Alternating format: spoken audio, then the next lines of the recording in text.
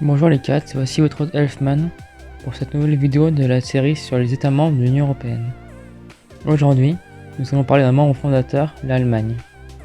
Première puissance économique européenne, l'Allemagne, ou République fédérale allemande en forme longue, donc en allemand Bundesrepublik Deutschland, est un grand pays d'Europe centrale. Elle s'étend sur un territoire de 357 386 km² et peuplée de 83 73 100 habitants, et est la première puissance économique en termes de PIB nominal, donc c'est le PIB brut d'un pays, devant la France avec 357,614 milliards de dollars en 2015. Puis maintenant nous allons parler de la première partie, la géographie et l'histoire de l'Allemagne.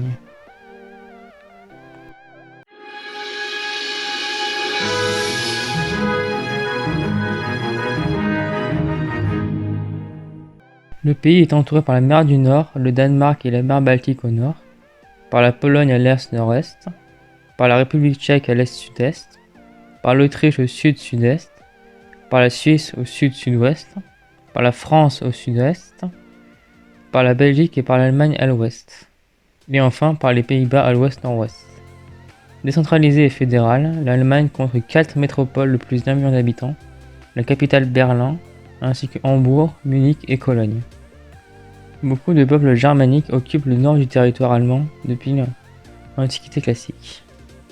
Durant ce qu'on nomme les invasions barbares à la fin de l'Antiquité, les tribus germaniques se rapprochent du sud du territoire de l'Allemagne actuelle, alors sous domination romaine.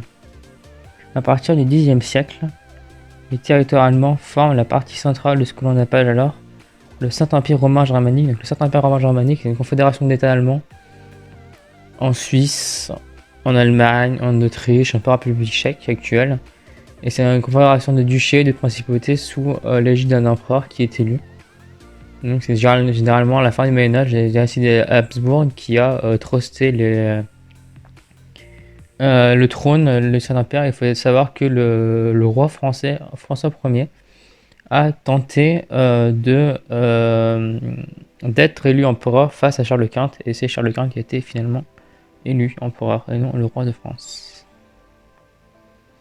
Donc le Saint-Empire germanique qui était la grande puissance de la grande médiévale, et au XVIe siècle, donc le nord de l'Allemagne est au cœur de la réforme protestante, parce qu'en fait il faut savoir que le nord de l'Allemagne est protestant et le sud est catholique. Et donc le pan-germanisme, qui est né à partir de la Révolution française, à partir du 8e et du 9e siècle, entraîne l'unification des Allemands donc après quelques guerres et après la Confédération des Alpes du Nord. En 1971, donc après la victoire allemande contre le Second Empire français, donc l'Empire allemand a été formé dans la Galerie des Glaces du château de Versailles, en France.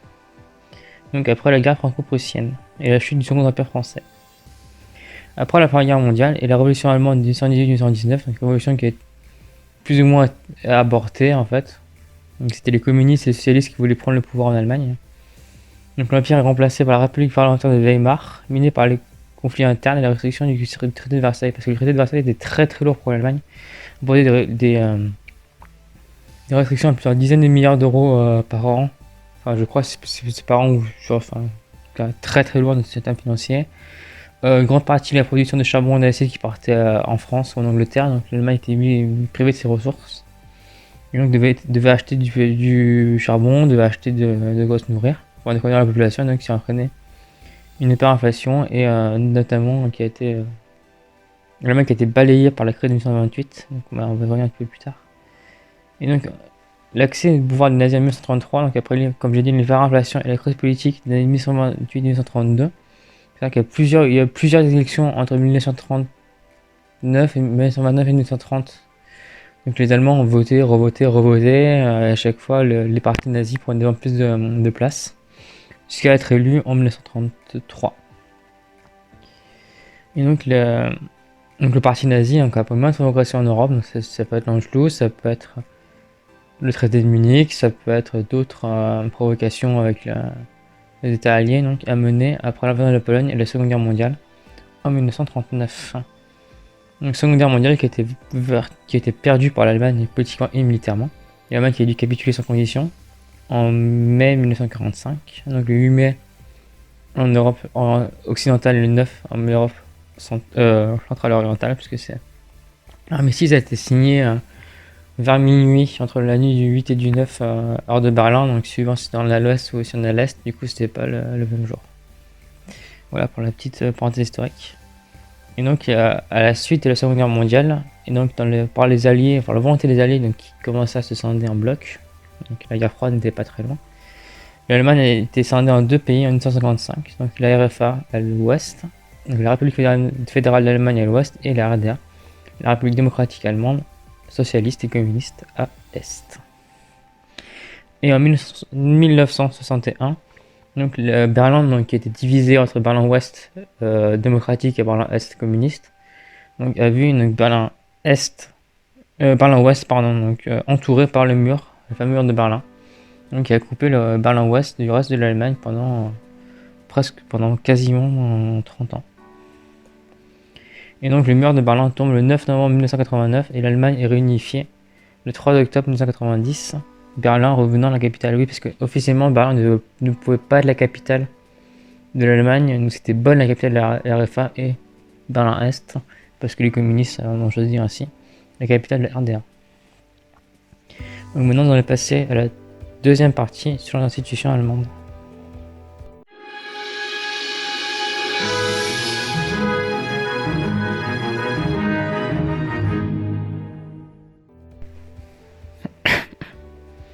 Donc la langue officielle du pays, c'est l'allemand.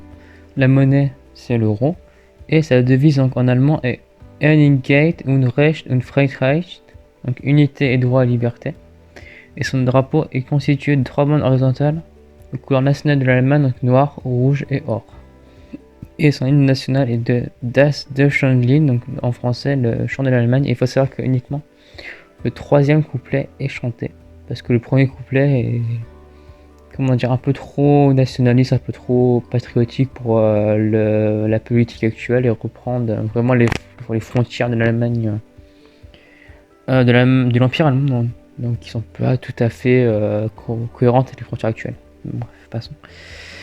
Mais donc il faut savoir que c'est d'ailleurs le premier couplet est totalement interdit, totalement banni en Allemagne et peut poser quelques problèmes si jamais on le chante. Donc c'est le chant des Allemands ou chant d'Allemagne en français, le Deutschlandlied. Donc le pays est dirigé par un président fédéral, donc qui est Frank-Walter Steinmeier, qui a été élu en 2017. Et il faut savoir que le président allemand, donc comme le président français jusqu'en 1962, est élu au suffrage indirect, donc est élu par les membres du Parlement allemand, donc par le membre du Bundestag et par des personnes élues par les Länders, donc qui sont les États fédérés allemands. Et c'est ces certain nombre de personnes-là, donc le Bundestag et les personnes élues par les Länders, qui élisent le président allemand. Et donc le chancelier fédéral, donc qui est le chef du gouvernement, est élu par les membres du Bundestag, donc l'Assemblée fédérale allemande, sous proposition du président, pour un mandat de 4 ans renouvelable à plusieurs reprises.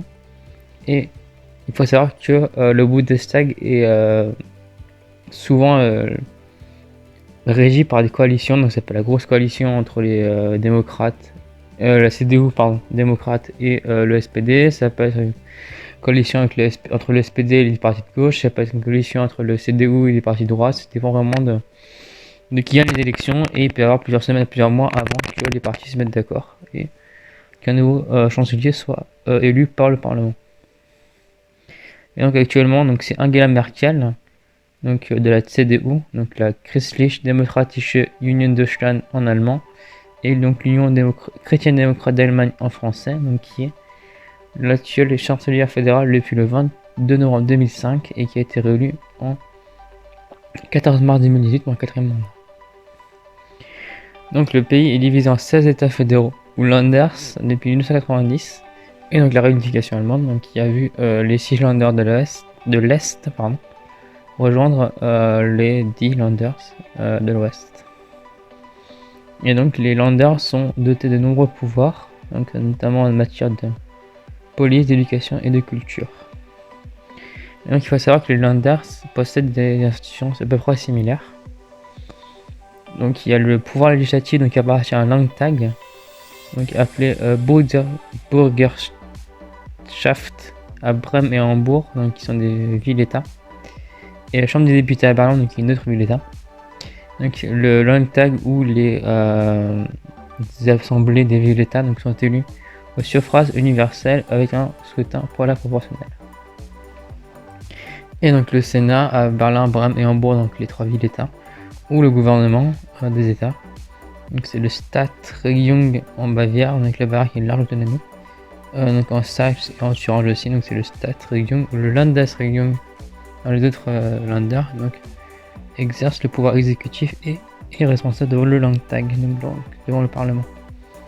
Et le chef du gouvernement donc, est le président du Sénat à Brême, le Senatspräsident, le premier bourgmestre à Hambourg, le Erster Bürgermeister à Hambourg, le Bourgmestre-gouverneur, donc le Regierender Bürgermeister à Berlin, et le ministre-président, le Ministerpräsident dans les autres Länders.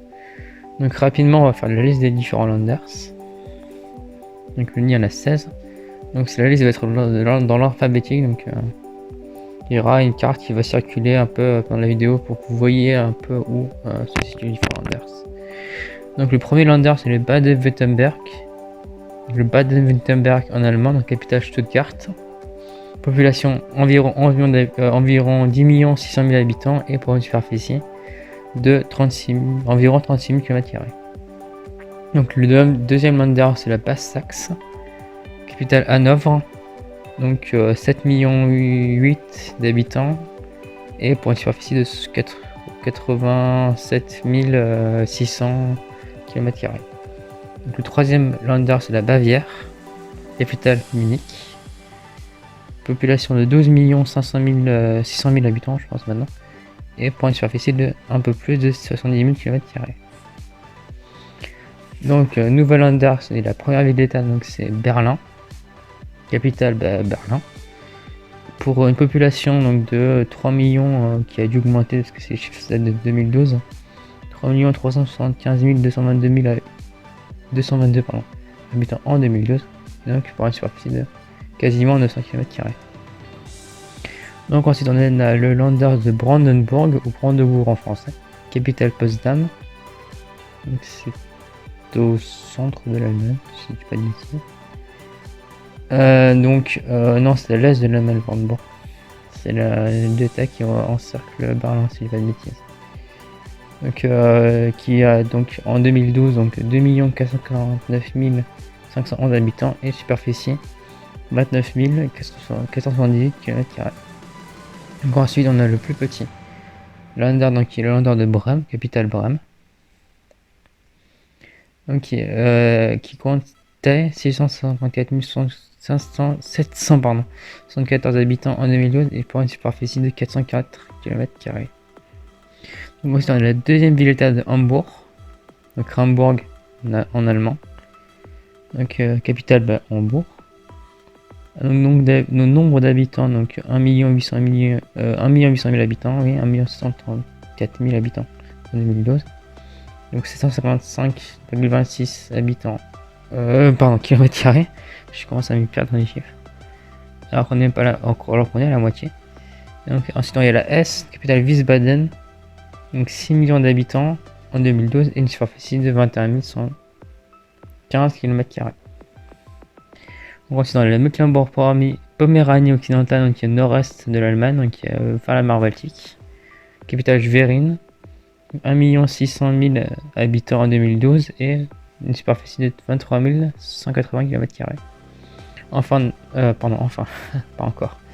Donc il y a la Rhénanie du Nord-Westphalie, qui est au nord, j'imagine. Capitale Düsseldorf. Donc 11 554 329 habitants en 2012 pour une superficie de 34 035 km². Ensuite, il y a la Rhénanie-Palatinat,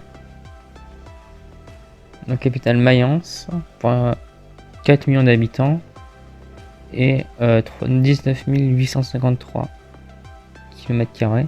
Ensuite, on a la Sarre, donc Saarland en allemand, donc la frontière française, capitale Saarbrück, 984 287 habitants et capitale, et donc et superficie de 568,7 km². La Sarre qui est un ancien territoire sous domination française d'ailleurs, qui faisait partie de la zone française. Donc ensuite on a la Saxe-Anhalt, capitale Magdebourg. Donc 2 260 000 habitants en 2012, pour une superficie de 20 446 km². Et enfin les trois derniers Länder, donc il y a la Saxe, Sachsen en allemand, capitale Dresde. 4 50 000 habitants en 2012 pour une superficie de 18 415 km². Enfin, donc il y a le Schleswig-Holstein, capitale Kiel, donc qui est au nord de l'Allemagne, à la frontière danoise.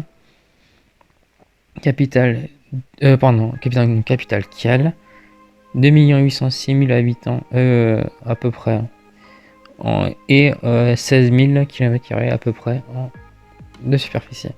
Et enfin, le dernier Länder, c'est la Thuringe, capitale Erfurt, donc 2 170 460 habitants, 2 170 460 habitants, pardon, et une superficie de 16 172 km². Voilà pour les 16 Länders. Et d'ailleurs, si ça vous intéresse, on peut faire une vidéo sur les différents Länders ou une série de vidéos sur les différents Länders un peu plus tard. Bien, maintenant passons à la troisième partie, sport et culture.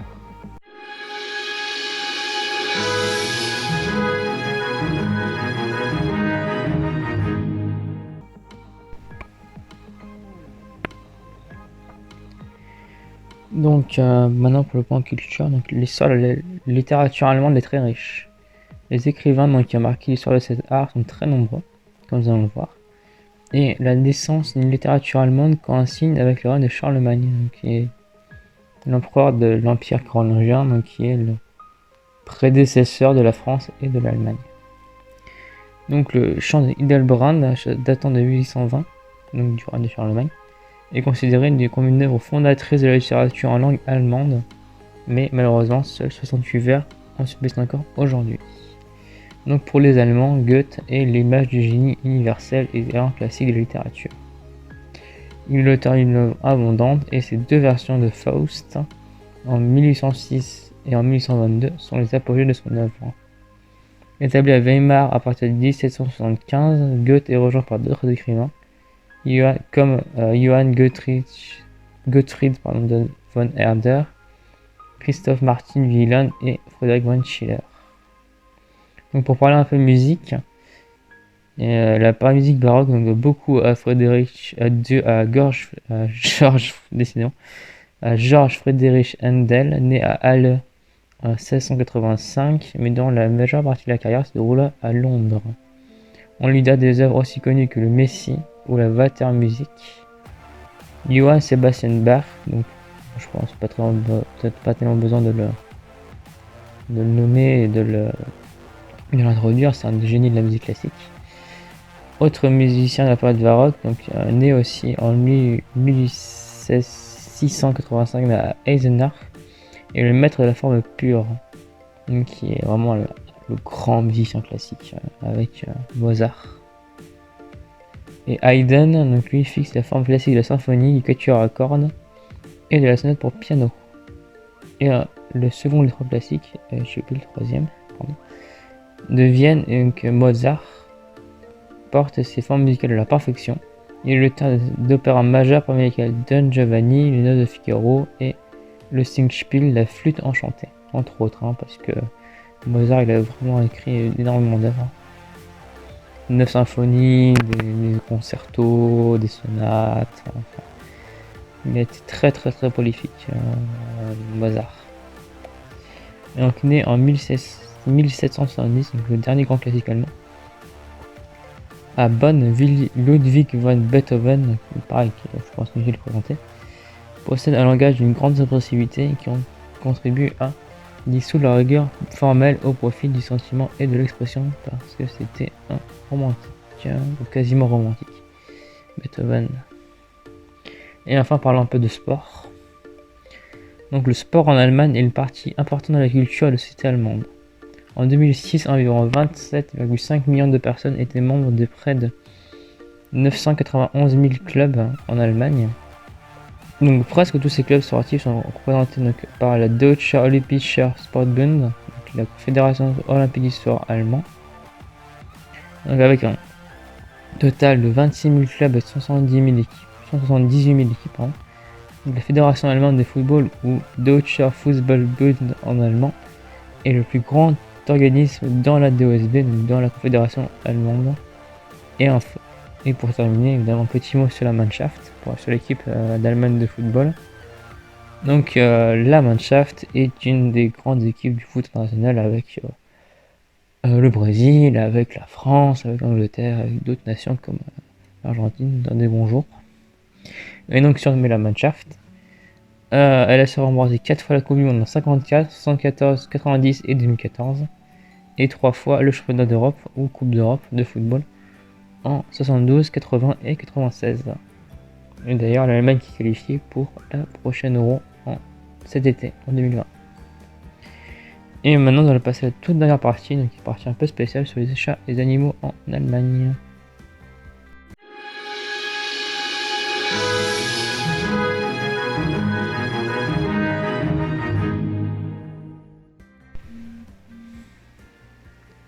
L'équivalent de l'Asper en Allemagne est la Deutsche Tierschutzbund, fondée en 1181. Avec plus de 740 associations locales de protection des animaux, dans 16 associations de l'État, avec plus de 550 refuges pour animaux appartenant à l'association, elle représente plus de 800 000 militants des droits des animaux. Donc il y a environ 13,4 millions de chats et 9,2 millions de chiens en Allemagne en 2017. Et il y a 2 races de chats originaires en Allemagne, le chat caniche et le canani, donc vous verrez les photos dans la vidéo. J'espère que cette vidéo sur l'Allemagne vous aura plu. Si c'est le cas, n'hésitez pas de mettre un petit commentaire, de lâcher un pouce bleu et de vous abonner. Allez, à la chose, au revoir.